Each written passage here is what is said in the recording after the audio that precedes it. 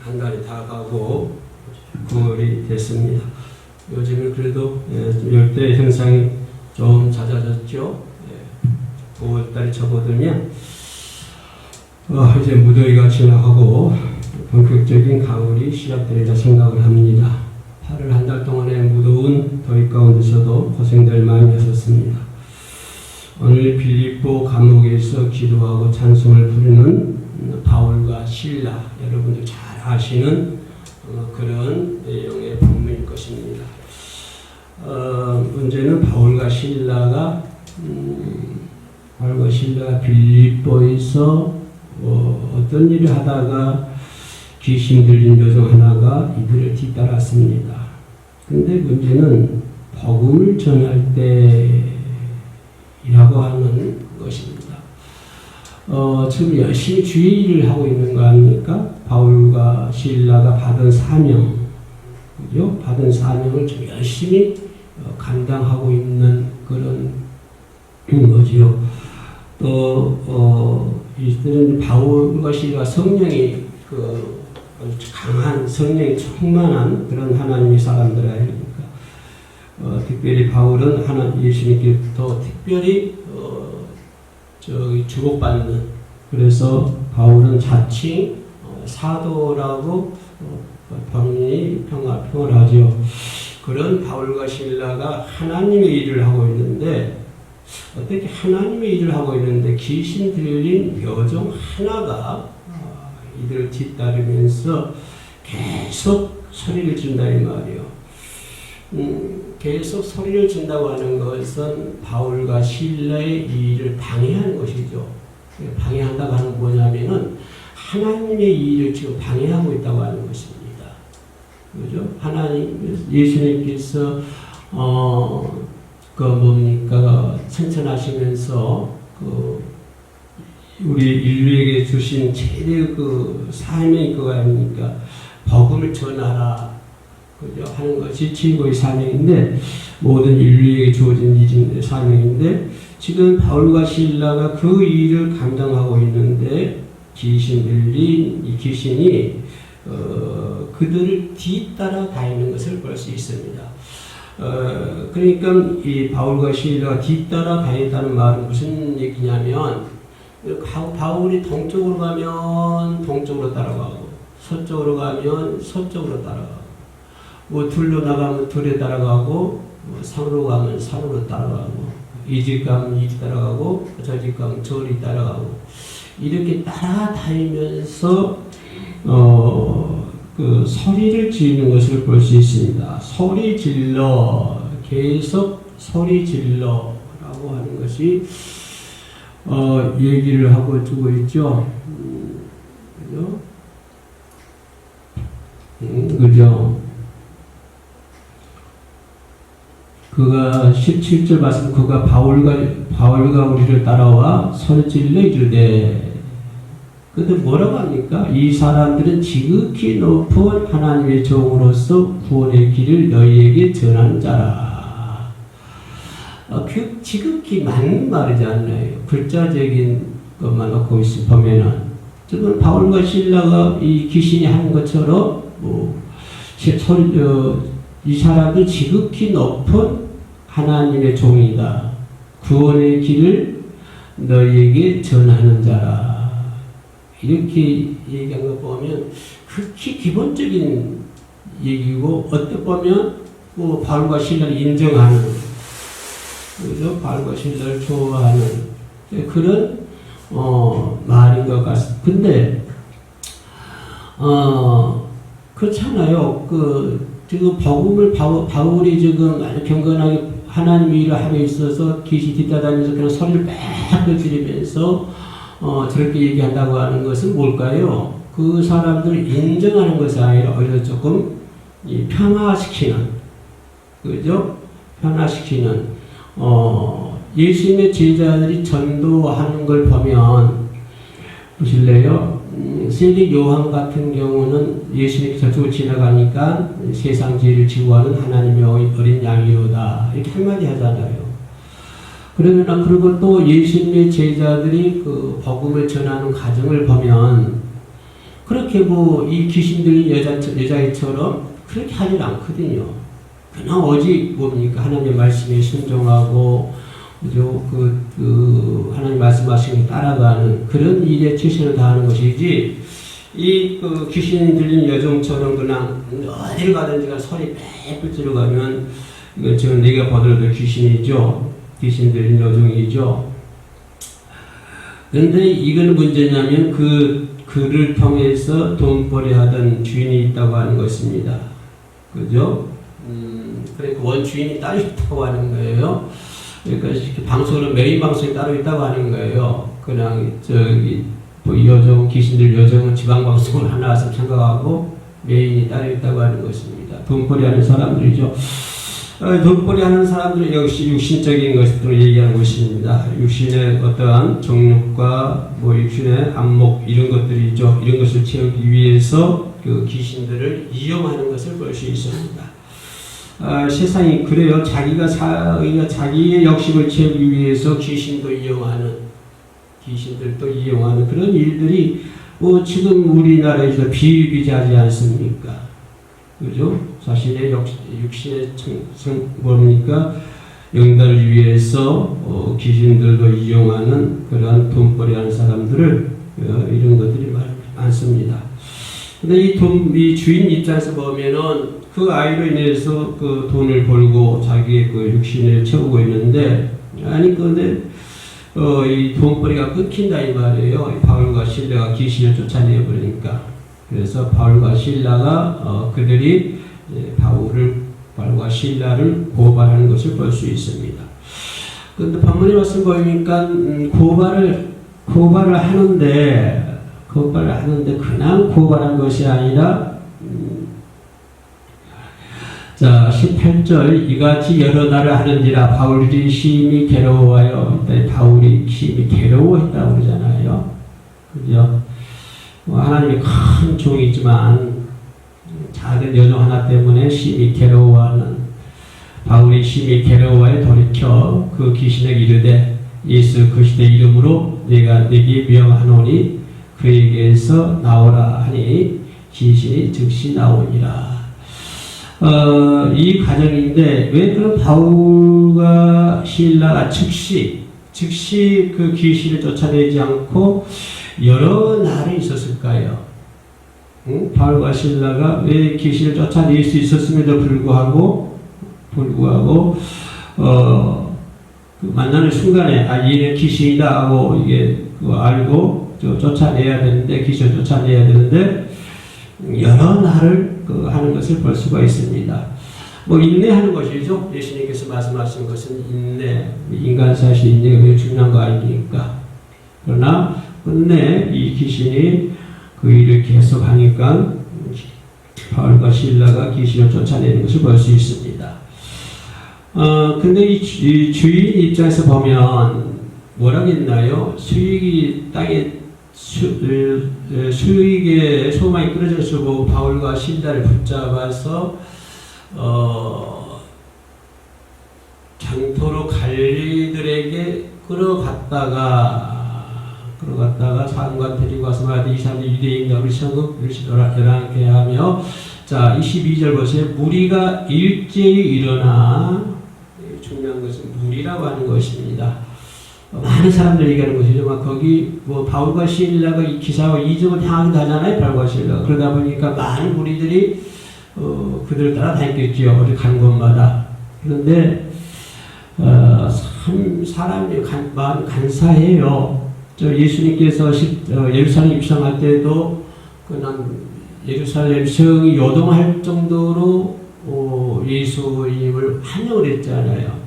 그럼에도 불구하고 나중에는 십자가에 죽을 때는 침을 뱉어가면서 저를 십자가에 죽이라 그렇게 말하지 않습니까?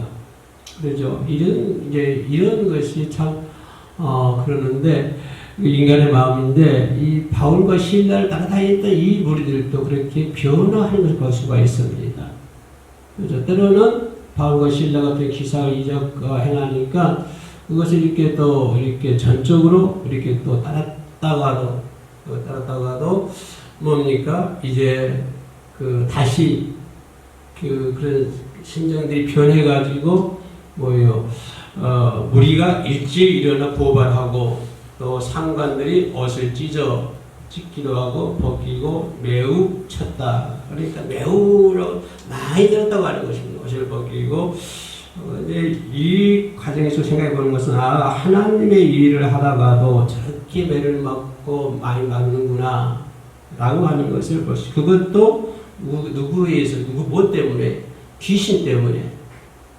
그래서 귀신아이 때문에 하나님의 일을 하다가도 수없는 고통과 어려움과 매를 맞는 그런 과정들을 우리가 오늘 본문에서 추론해 찾아볼 수 있는 것입니다. 근데 깊은 감옥에서 한밤중에 찬송을 부르죠. 그 심히 맞고 매우 맞고 이제 뭡니까? 그 24절 보니까 그가 이러한 명령을 받아 그들을 깊은 옥에 가두고, 그러면 지하 깊은 것 같아요. 몇 층인지 모르겠지만 깊은 옥에 가두고 그 발을 착고히 든든히 채웠다. 보통 우리가 상식적으로는 지하 감옥에 가두면은 그럼 가두고 놔두지 갖다가 발로 움직일 때나 발로 묶고 그러지, 그죠? 근데 감옥에 넣어놓고도 움직이도 못하게 발로 묶었다고 하는 것입니다. 근데 바울이 시대에서 큰 죄짓은 아니잖아요. 복음을 전하다가 지금 그렇게 된 거거든요. 복음을 전하다가 귀신에 의해서 이렇게 발에 착고를 메고 이제 그 감옥 깊은 곳에 가두어 주는 것을 볼 수가 있습니다. 근데 문제는 여기서 성경은 심히 때렸다고 하는 것은 뭘 우리가 이렇게 생각해 볼 수 있냐면은 바울의 일이 어떤 재판도 받지 않고 재판도 없이 그냥 채찍으로 때리고 옥에 가뒀다고 하는 것입니다. 그죠? 이 부분을 또 우리가 좀 살펴보면 이렇게 어떤 죄를 지었다 하면은 재판을 받게 되는 것이, 공정 재판을 받게 되는 것으로 재판장의 판결에 따라서 움직여야 되는데, 이 바울의 일행은 전혀 재판도 받지 않고요. 그냥 채찍 맞는 거예요. 그리고 옥에 가두는 거예요. 그래서 당시 이 재판관, 이 사법부의 재판관에 이런 모든 것들이 아주 무너진 상태였다. 그죠? 아주 무너진 상태였다라고 하는 것을 생각해 볼 수 있고요. 자, 이 과정을 보면은 또 그런 모든 이 권력자들이 세상 사람들과 한 통속이 되었다라고 하는 것입니다. 아주 그러니까 시대가 암흑 시대였다고 하는 것을 볼 수가 있죠. 사법부라고 하는 것은 그 시대에 그 사이에 최고의 마지막 보루있죠. 그죠? 판사 판결을 하면은 그 어느 시대든지 간에 그 시대의 마지막 보루가 판사들입니다. 근데 오늘 여기서 이 바울이 감옥에 가는 걸 보면 전혀 판결받지 않고 그냥 무조건 관리들에 의해서 매를 맞고 그냥 옥에 가두어지는 그런 것을 볼 때 세상과 그런 것들 모두가 하나가 되었다라고 하는 것을 볼 수 있고, 이 과정에서 우리가 좀 더 깊이 들어갈 수 있는 부분들이 뭐냐면 바로 이런 세상이기 때문에, 이런 나라이기 때문에 바로 우리가 복음을 전해야 된다고 하는 것입니다. 지금 어떤 사회적 어떤 환경을 우리가 엿볼 수 있는 환경이거든요. 그죠? 전혀 그냥 이 바울과 실라가 어떤 판결 받지 못하고 무조건적으로 감옥에 가가지고 매를 맞고 착고에 차인 것은 어떻게 사법적인 혜도 전혀 받지 못했거든요.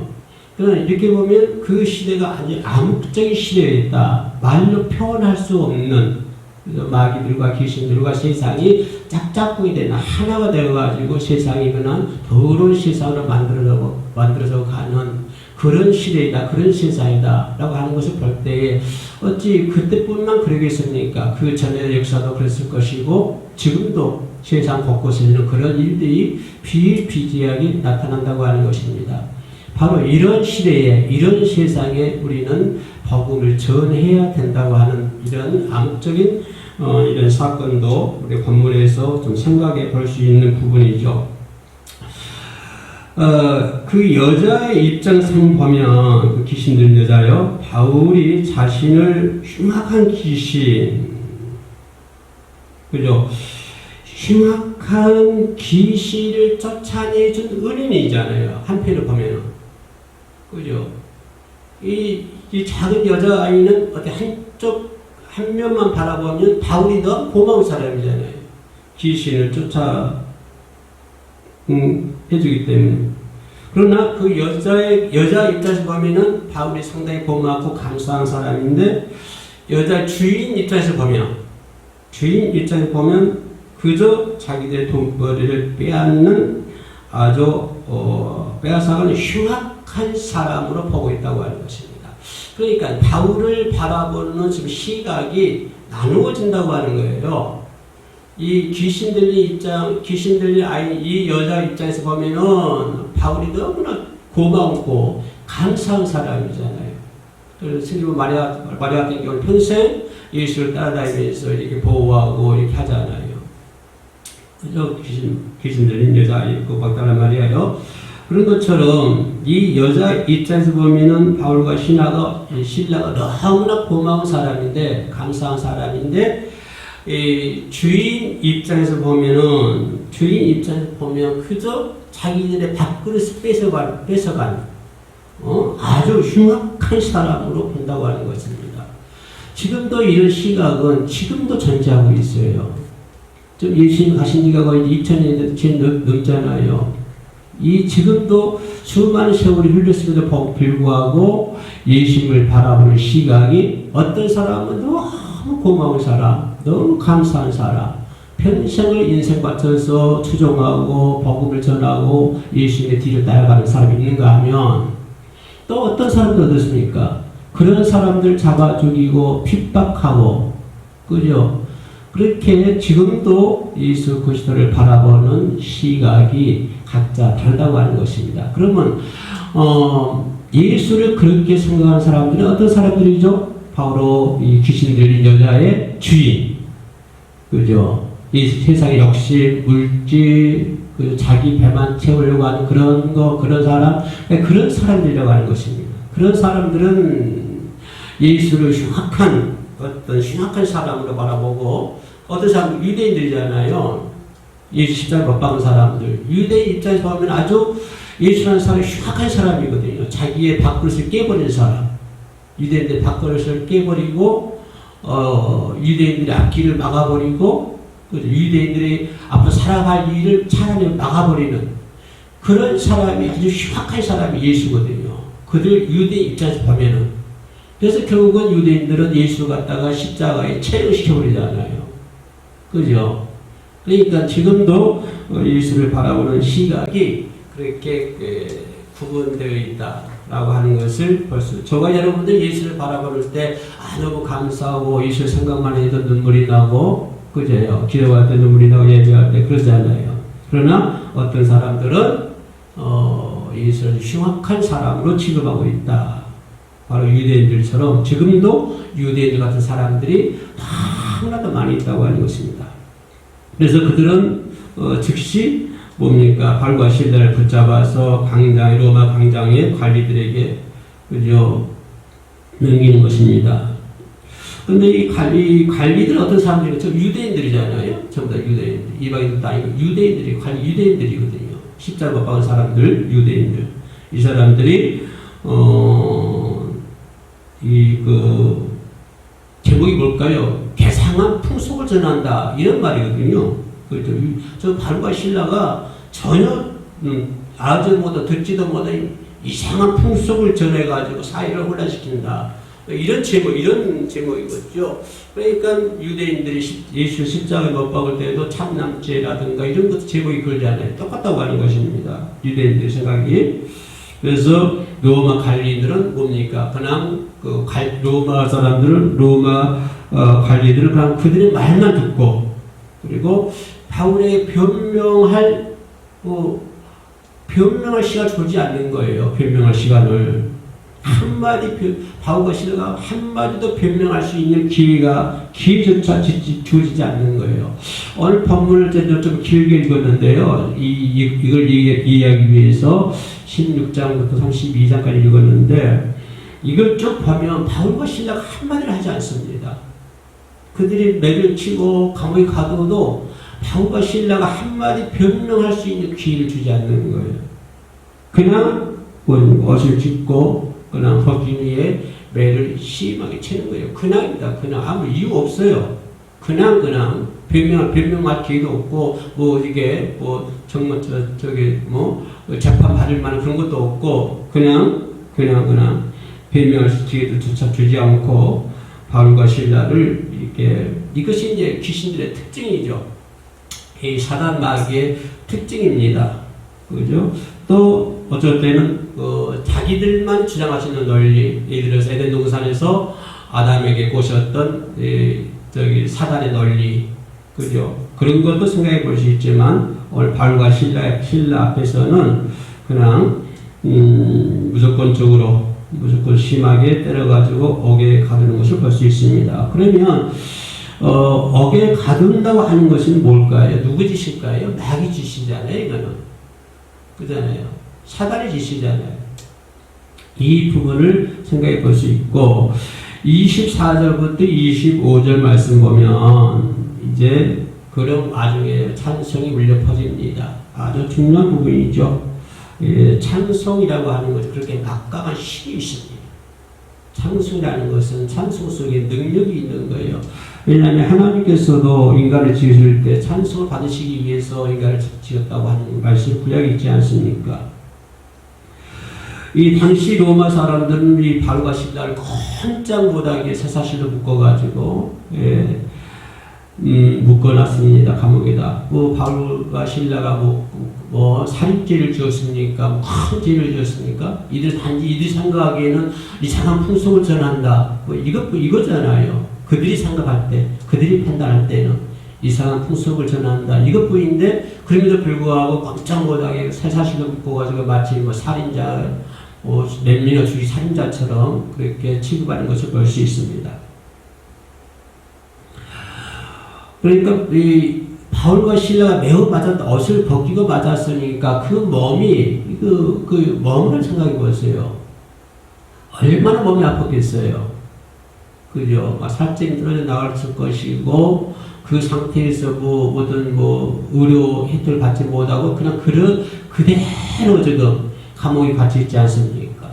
그러면 온 몸은 머리고 몸피고 전부 온몸은 피투성이 됐을 것이고, 그죠? 그리고 손과 발은 쇠사슬로 묶어져 있고 착고에 채워져 있고 못 가게 하면 이렇게 묶어놨다는 것이죠. 꼼짝 못하게 한 상태입니다. 이게 참 중요해요. 꼼짝 못하게 하는 상태. 이 마귀 사탄이요 꼼짝 못하게 해요. 꼼짝 못하게. 마귀 사탄 예수는 꼼짝 못하게 십자가에 채용시키잖아요. 물론 예수 가시길 가겠지만 예수님의 제자들도 마귀들도 사단이 꼼짝 못하게 그는 전부 다 신기당하게 만들고 에덴 동산에서 사단은 아담과 하와를 꼼짝 못하게 만들고 죄를 짓게 만들잖아요. 이렇게 귀신들은 지금도 우리를 꼼짝 못하게 만드는 거예요. 꼼짝. 그냥 착고에 그냥 그죠? 단지 살인죄를 지은 것도 아니고 이들이 바라볼 때는 그런 죄이지만 그럼에도 불구하고 그냥 꼼짝 못하게 묶어놨다고 하는 것입니다. 중요한 것은 바로 꼼짝 못하는 그 상태에서 뭘 하냐면 찬양을 해야 한다고 하는 것입니다. 내가 어떤 자유로운 환경 속에서도 찬양할 수 있고, 그죠? 내가 자유롭게 찬양할 수도 있지만, 어쩔 때는 꼼짝 못하는 그런 상태에서도, 하나님을 찬양해야 된다고 하는 것입니다. 예수 그리스도도 십자가 위에서 기도하지 않습니까? 그죠? 강도의 죄를 용서하고, 또 하나님 기도하게 저들의 죄를 저버리지 말라고 강구하지 않습니까? 꼼짝 못하는 상태거든요. 꼼짝 못하는 상태. 근데 나사로가 죽었을 때도 뺑뺑 묶어놨잖아요. 꼼짝 못한 상태예요. 그런데 예수께서 오셔서 풀어놓아 다행히 하라고 하잖아요. 풀어놓으라고 하잖아요. 꼼짝 못하는 상태거든요. 꼼짝 못한 상태를 만들어 놓은 거예요. 마귀 사탄이. 귀신이. 꼼짝 못하는 그 상태에서 우리가 할 수 있는 게 뭐가 있을까요? 그 바울과 실라 그 상황 속에서 할 수 있는 게 뭐가 있겠어요? 죽도록 매를 맞고 지금 세상에 뻥뻥 묶인 상태에서 움직일 수도 없는, 화장실도 갈 수 없는 그런 상태인데 그 상태에서 할 수 있는 게 뭐가 있을까요? 바로 성도들은요, 그 상태에서 할 수 있는 게 최고의 무기가 있습니다. 그게 기도고요, 그게 찬송입니다. 꼼짝 못하게 할 수 있는 그 상태에서 내가 할 수 있는 것은 찬송이에요. 찬송할 수 있잖아요. 해가 잘렸으면 속으로도 할 수 있잖아요. 그죠? 만약에 검은시켜가 해를 잘라내면 속으로도 머리로도 찬양할 수 있잖아요. 꼼짝 못한 상태에서. 그렇게 한밤중에 되었는데, 자, 여기서 한밤중이 되었다는 말은 무슨 얘기할까요? 한밤중이 되었다는 말은 이들에게 소망이 없다는 말이에요. 이들에게는. 한밤중이라는 말은 시간적인 한밤중도 얘기할 수 있겠지만, 여기서 한밤중이라는 말은 인생의 한밤이 됐다 이 말이에요. 소망도 없고 이제 희망도 없는, 소망이라고 하는 거, 희망이라고 하는 거 찾아볼 수 없는 그런 상태를 얘기하는 거예요. 그죠? 이제 다 끝났다고 하는 것입니다. 소망도. 이 한밤중이라는 의미가 그런 의미예요. 시간적인 밤 12시 한 시간적인 의미도 있겠습니다만은 더 좀, 왜냐하면 이제 감옥 관리들이 등불을 들고 오잖아요. 그런 걸 보면은 시간적인 개념도 있는데, 더 중요한 영적인 개념은 한밤중이라는 말은 소망과 희망이 조금 더 없는 상태, 그런 상태를 상징하고 있다, 이렇게 생각해 볼 수 있습니다. 다시 말해서 소망과 희망이 없는 지독한 절망 상태입니다. 소망이 없어요. 동쪽도 가지도 못하고 서쪽도 가지도 못하고 아무것도 할 수 없는 상태입니다. 그죠? 그럼 우리는 자유롭게 찬양할 수 있잖아요. 자유롭게 갈 수도 있잖아요. 이 바울과 실라는 지금 아무것도 할 수 없는 상태예요. 지독한 절망적인 순간이에요. 지독한 절망적 시기예요. 그때 바울과 실라는 하나님께 기도하고 찬양을 합니다. 그때 기도하고 찬양해야 우리 무기 아닙니까? 성도들의 최고의 무기 아닙니까? 여기서도 물론 바울과 실라가 기도, 하나님 우리를 도와주세요 그랬나요? 아니요. 우리를 구해달라고 하지 않았어요. 하나님 이 감옥에서 우리를 구해주세요. 우리 좀 소망도 없고 절망 가운데 있는데요. 나 살려주세요. 그렇게 구해달라는 기도를 하지 않아요. 그 어떤 기도입니까? 바울과 실라 상태에서 여러분 같으면 나 같으면 어떻게 기도하겠어요? 하나님 도와주세요. 내가 지금 도와주면 정말 잘하겠어요. 나를 구해주세요. 나 구해주시면 지금부터는요 정말 잘할게. 아마 이런 기도했을 거예요. 저 사람들 어떻게 마음 녹여가지고 나 좀 우리 구해주세요. 살려주세요. 도와주세요. 막 이렇게 눈물 뿌려 기도했을 거예요. 바울과 실라 그런 기도했나요? 그런 기도 안 했어요. 나 구해달라고 기도하지 않았어요. 나 살려달라고 기도하지 않았어요. 무슨 기도입니까? 오직 감사의 기도예요. 감사의 기도. 바울과 실라가 오직 감사하며 기도드렸다고 하는 것입니다.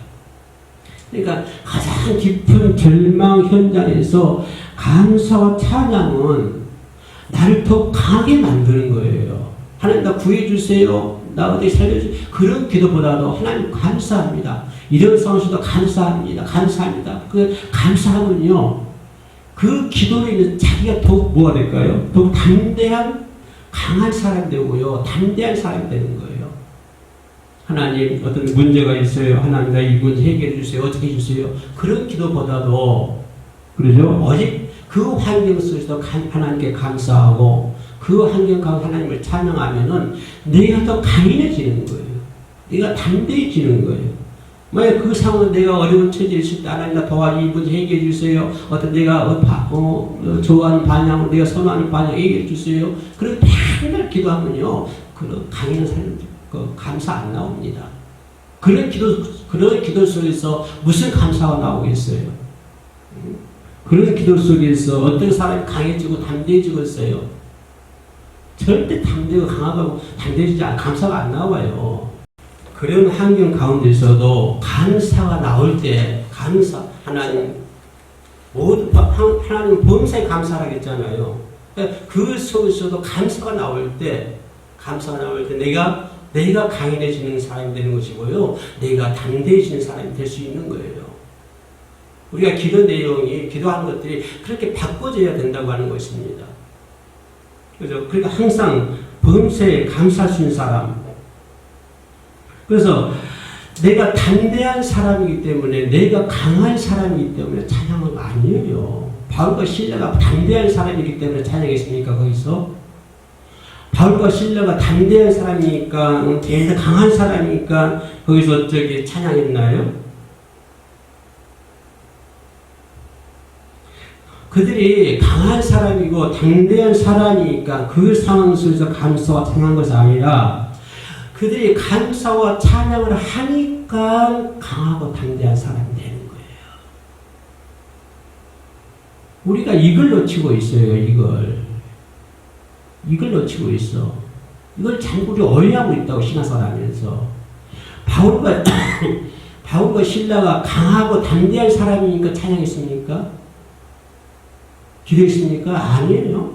만약에 그들이 거기서 기도하지 않았으면 어떻게 됐을 거예요? 찬양하지 않았습니다. 그들이 강한 사람이 됐을 거예요? 담대한 사람이 됐을 거예요? 그들이 강하고 담대한 사람이니까 찬양하고 기도한 것이 아니라 그들이 그런 상황 속에서 찬양하고 기도하니까 강하고 담대한 사람이 되는 거예요. 이 순서를 바꾸지 말라고요. 이 순서를 놓치면 안 된다니까요. 우리는 어려운 환경 속에서도 감사와 찬양을 해야만이 강한 사람이시고 담대한 사람이 되는 것입니다. 그리고 우리 거꾸로 말해요. 저 사람은 강하고 담대한 사람이니까 아니에요. 그거 아니에요. 다 똑같은 인간이에요. 그래서 우리는 항상 어떤 어려움이 닥쳐있을 때, 그죠? 좌절과 절망, 한숨이 나오기 전에 먼저 하나님께 감사해야 되는 거예요.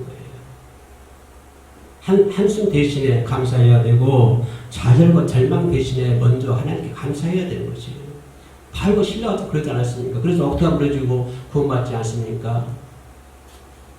바울 죄인 간수를 구원시키잖아요. 간수가 바울과 실라 같이 데리고 가잖아요. 우리가 그러니까 어떻게 구원받습니까? 그래 뭐라고 그래요? 바울과 실라가 그 유명한 말을 하자요. 주 예수 믿으라 그래야 너와는 구원을 얻으라. 이 말이 여기서 나오는 거예요.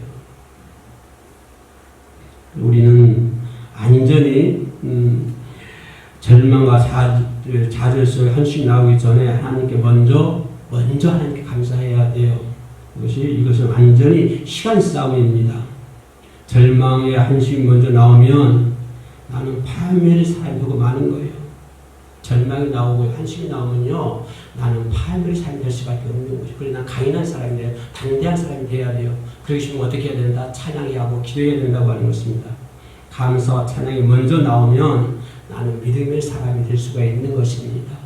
할렐루야. 그래서 나는 담대한 사람이기 때문에, 엉뚱한 사람이기 때문에 감사와 찬양하는 것이 아니라 먼저 내가 감사와 찬양하기 때문에 믿음의 사람이 될 수 있고 강한 사람이 될 수 있고 담대한 사람이 될 수가 있는 것입니다. 그러니 빌드 나오죠. 강하고 담대한 사람이 되기 위해서는 어떻게 해야 된다?